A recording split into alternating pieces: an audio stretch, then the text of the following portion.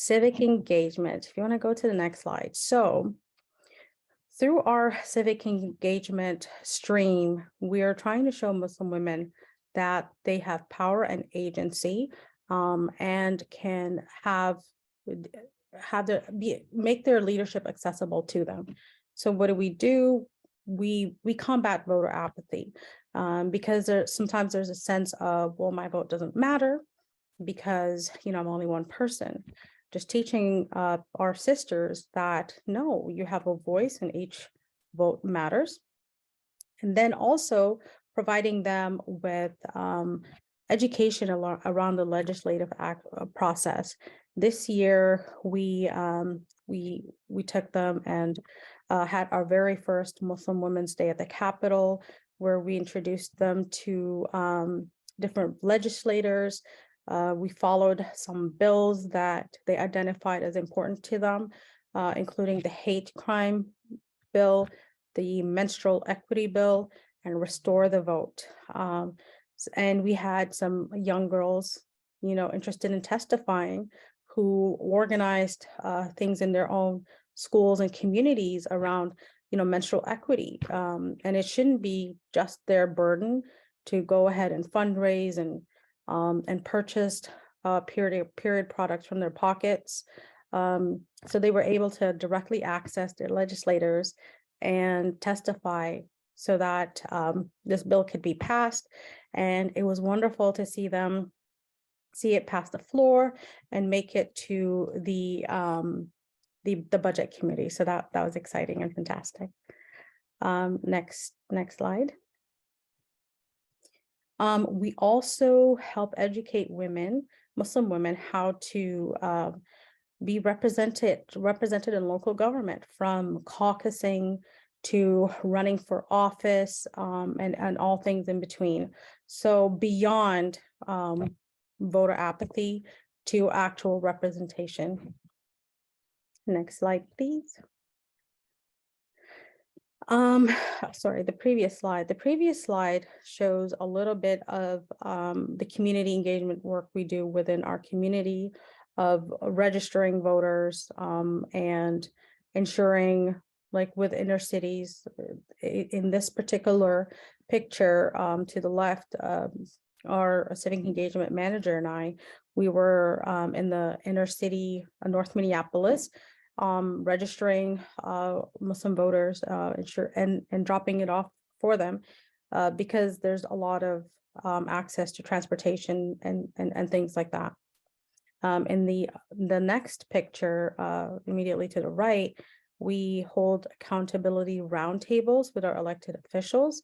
So they sat with Ilhan Omar and asked her about things that matter to them in their communities, and were able to have direct access to her. Next slide, please. So what is our theory of change? To build a network, bring Muslim women together, and building sisterhood, changing the narrative, telling our stories ourselves, reclaiming that narrative, I like to call it, through leadership development, whether it's connecting them to opportunities or upskilling, or giving women an opportunity to lead themselves, and then through civic engagement, as we talked about. Next slide, please. So, as I mentioned, our theory of change is that if we train and equip Muslim women with necessary skills to engage in civic life, they become part and parcel of the solution creating, decision-making process, and as a result, help improve society as a whole. And these are rights that, women in general have been fighting for since time immemorial. You educate and empower a woman, you educate and empower an entire society.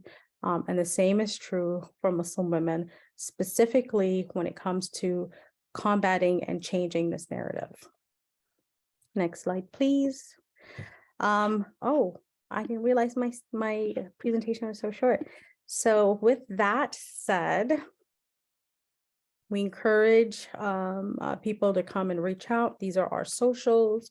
We welcome allies, and as I like to call them, even closer, we welcome accomplices in getting this to build the sisterhood across, all sectors of society, building bridges. I believe the sisterhood is beyond just Muslim women, because our liberation is intertwined, right? So I want everyone, like my vision is for everyone to join us in helping uplift and empower the voice and power of Muslim women.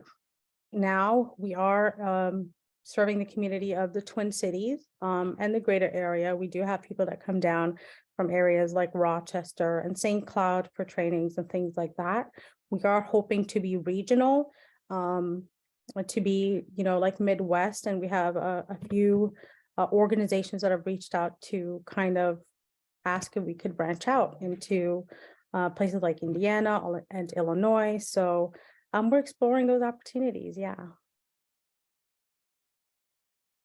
Maybe you mentioned it already, but how long has Rise been around? Since 2015. That was the Okay. brainchild of Nashina Hussein, our founder.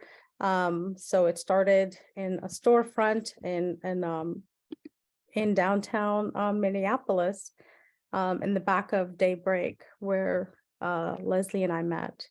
And I've incorporated since 2016. Nice. It's impressive how much you guys are, humans, have been able to do in a relatively short amount of time, especially considering that about a 2.5 year chunk of that was kind of just an upheaval of life anyway. Yeah. I think the biggest part was identifying that void. And once we identified that void, people just rushed in. The sisters rushed in, and were excited to be represented. That's awesome. I know you had a slide about it, but could you maybe elaborate a little bit more about the She Rose projects, or like some of the women who were highlighted for that?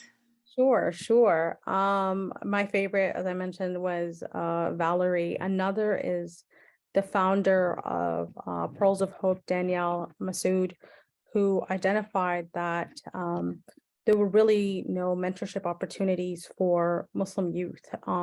So she started Pearls of Hope, and in hopes of giving avenues for youth to have leadership development opportunities, mentorship, volunteering.